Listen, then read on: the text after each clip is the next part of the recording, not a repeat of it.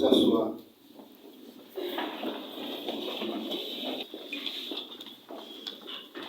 Aux collègues des institutions et services, le secrétaire exécutif national adjoint du PNMLS,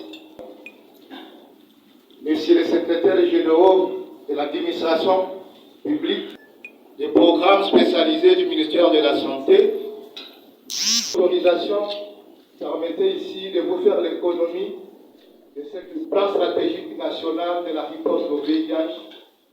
4 points essentiels. Nous aurons le mot de bienvenue. Monsieur le directeur de cabinet du ministre de la Santé, Monsieur le responsable des programmes spécialisés du ministère de la Santé, distingués invités, chers partenaires, mesdames et messieurs, à vos titres et qualités, avant toute chose, permettez-moi de vous souhaiter la bienvenue dans cette salle et notre salle à tous, en cette journée de 12 décembre 2022. C'est une grande responsabilité pour moi de m'adresser à vous tous en ce moment assez exceptionnel, du fait que les efforts de tous sont requis en vue de combattre les inégalités qui émaillent de la riposte au VIH, lesquelles inégalités empêchent les jeunes, les femmes, les populations vulnérables et les populations à risque d'avoir accès aux services dont ils ont besoin. Il était temps d'approfondir la recherche des causes qui plombent les progrès, d'éviter les nouvelles infections à VIH, des décès dus au sida, afin d'être sur la bonne voie de vaincre le sida à l'horizon 2030. Dans cette optique, le Conseil national multisectoriel de lutte contre le sida, à travers le secrétariat exécutif national, en appui, avec l'appui plutôt de ses partenaires, a initié la revue de performance du programme SIDA. Et cette revue va donc procéder à l'analyse de la mise en œuvre du plan stratégique national qui a été élaboré pour la période 2020-2023. Qu'est-ce qu'on va analyser dans ces performances? Quelques points clés. Il s'agit de la couverture géographique, il s'agit des progrès réalisés dans l'atteinte des cibles et des résultats au regard des stratégies développées. Une première étape a eu lieu à Matadi. Et c'était là l'occasion, n'est-ce pas, d'aller plutôt de saluer l'engagement de toutes les parties qui ont été présentes à Matadi et qui nous ont accompagnés pour ces travaux. Permettez-moi aussi d'exprimer la gratitude envers le gouvernement et le Fonds mondial qui ont financé cet atelier du Congo central.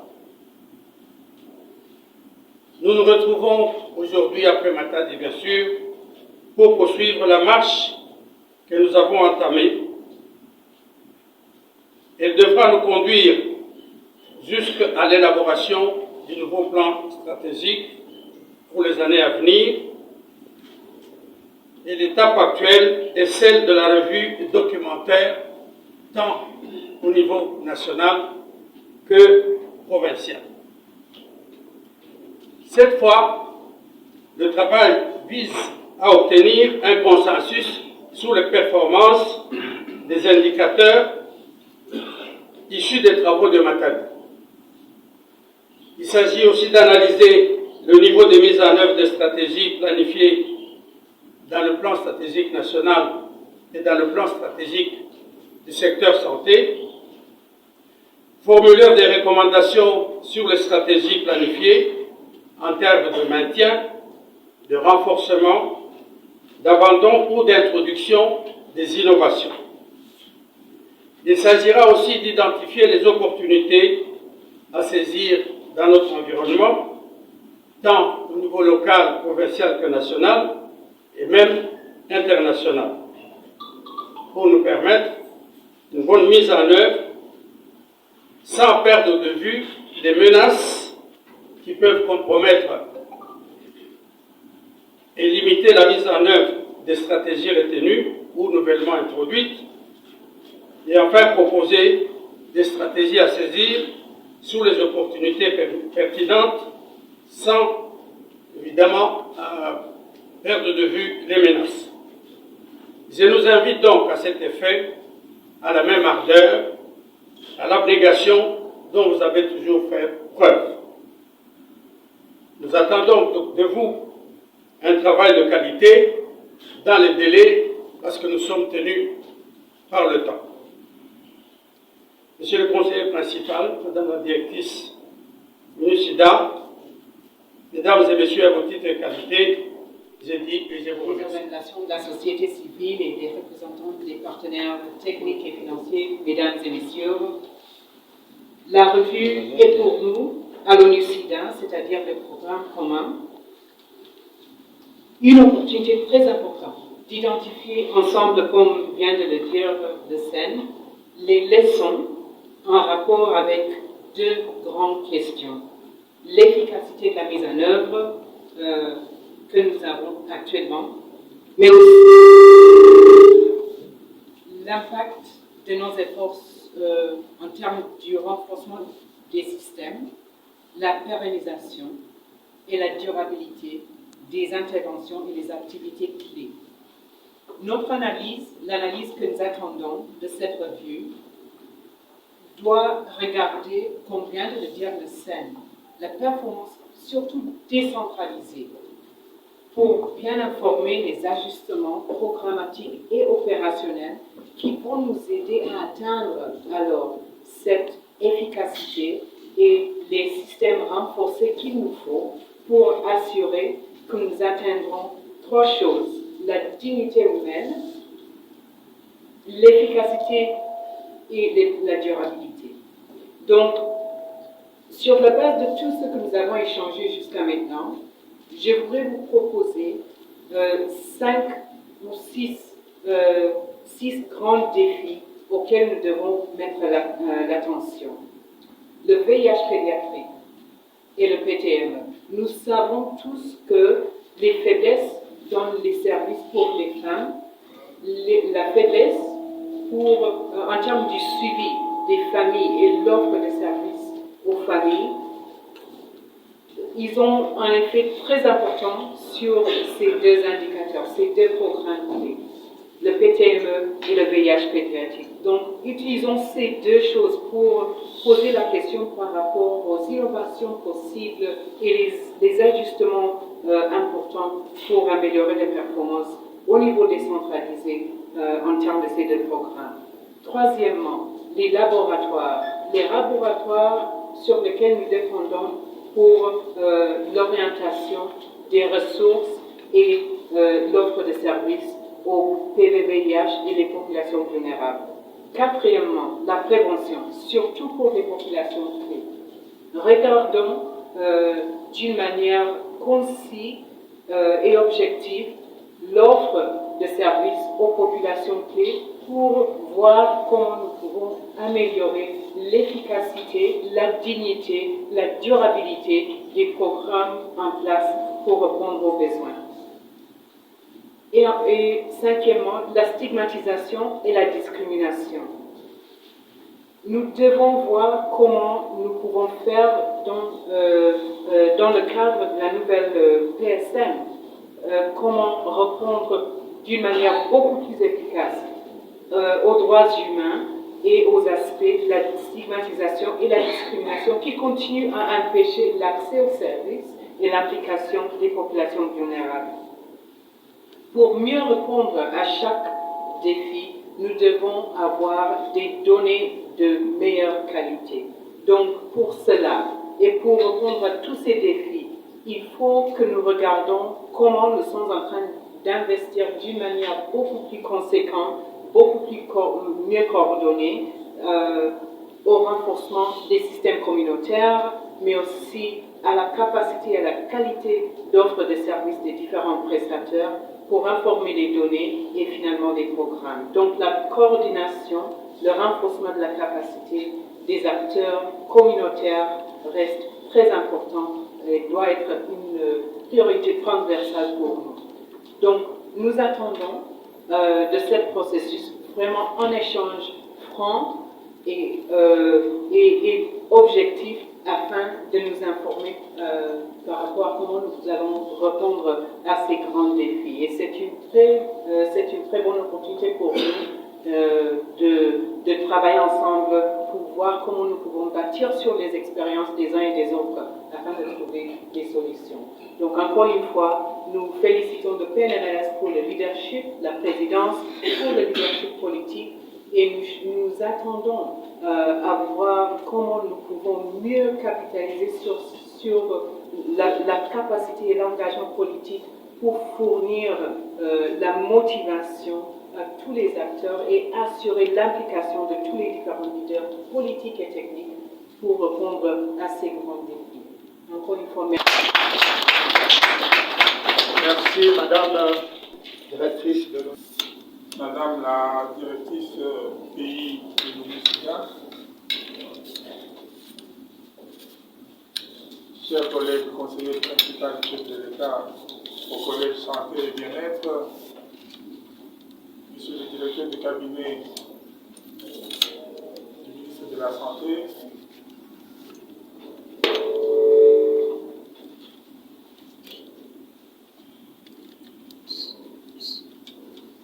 Mesdames et Messieurs les invités, en votre titre,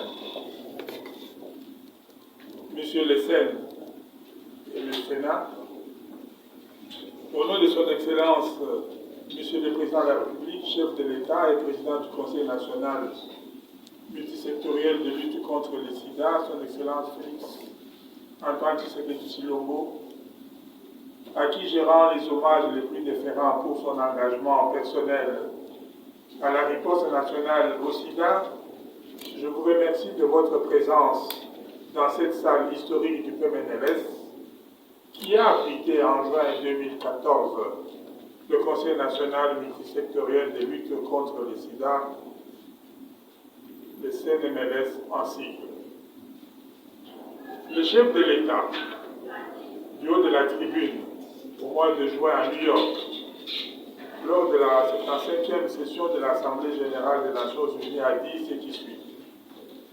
L'Union africaine parle d'une seule voix dans une position africaine commune dans la déclaration politique de 2021 sur le VIH-Sida, à savoir mettre fin aux inégalités et s'engager sur la bonne voie pour mettre fin au sida d'ici 2030. Pour ce faire, l'Union africaine a établi une feuille de route dont les principaux axes sont le leadership, l'appropriation, la gouvernance et la responsabilité. L'accès universel et équitable à la prévention, au diagnostic, au traitement et aux soins, ainsi qu'au soutien. Le financement durable de la riposte au VIH-Sida grâce aux ressources domestiques et à l'appui de nos partenaires traditionnels à venir. La riposte communautaire et l'engagement des communautés affectées et la promotion des droits de l'homme et de l'égalité des sexes.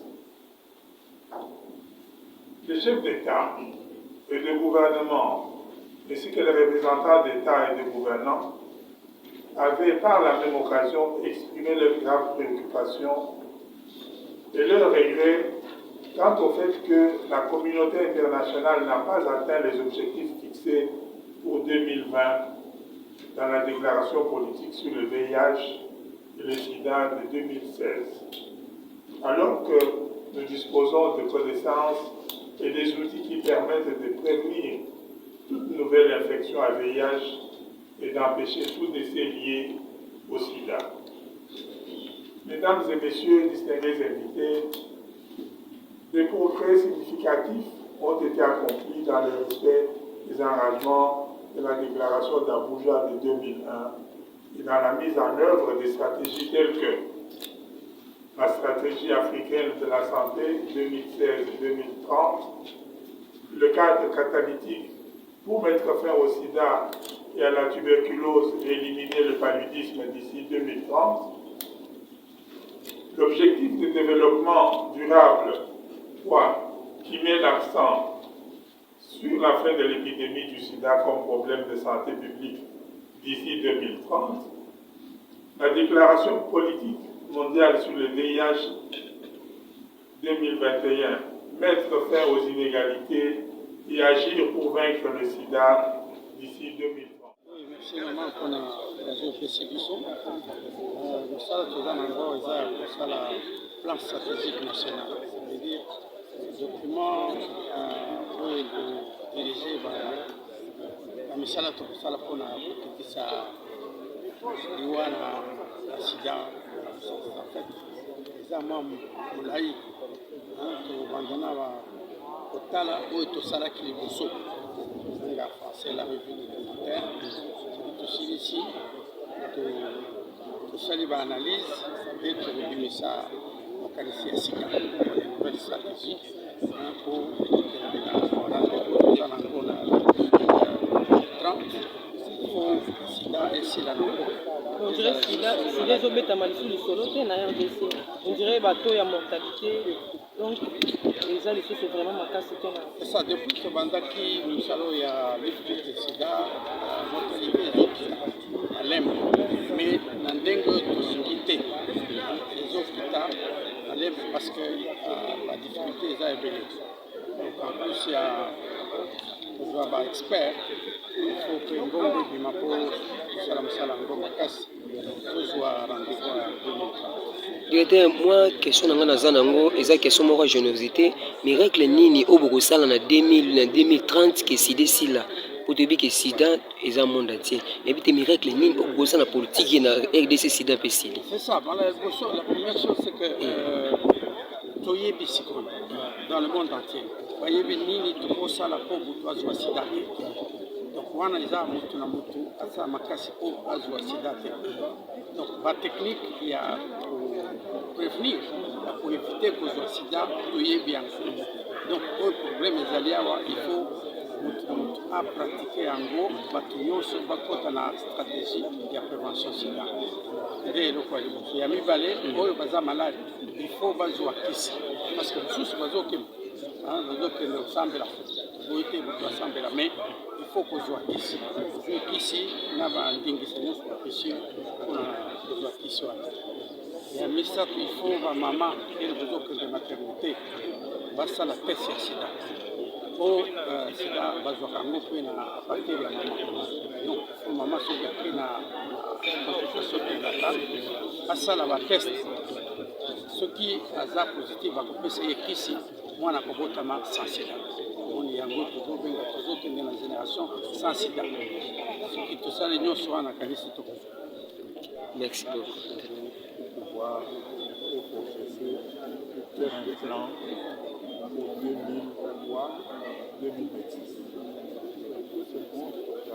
En commençant par la sida qui est là devant moi,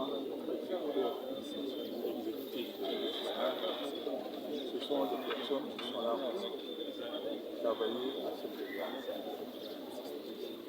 Jusque là, on dirait qu'il y a vraiment la réduction des taux de la mortalité ici au Congo. Ces questions-là, vous pouvez demander. Vous parlez de la réduction des taux de mortalité. Oui, VIH, sida, ici on est RDC. Quel est votre secret? Je ne suis pas la personne âgée de votre secrétaire national de je peux vous donner dans mon district, donner le pourcentage. plusieurs agences, fonds et programmes des Nations Unies. Et ici, en RDC, nous travaillons ensemble pour accompagner la PNMS avec l'appui technique, mais aussi au niveau national, mais aussi au niveau décentralisé dans la mise en œuvre, mais aussi le développement des différents outils qui facilitent, alors qui orientent la mise en œuvre de la lutte contre le VIH. Donc ici, aujourd'hui, ça fait un plaisir pour nous, ces agences et tous ces programmes, de participer dès le début dans la coordination d'une stratégie qui va nous faciliter une réponse bien coordonnée, bien orientée pour répondre aux différents besoins des différents défis qui existent, notamment le défi de la prise en charge préventive, la prévention des conditions de l'enfant, l'engagement des acteurs communautaires pour améliorer les résultats, l'élimination de la stigmatisation, la discrimination, l'amélioration de la performance des laboratoires dans le rendu des résultats, mais aussi la qualité des données qui informent tous les efforts de gestion, l'effort de soins et les efforts en termes de la mise en œuvre des différentes opérations.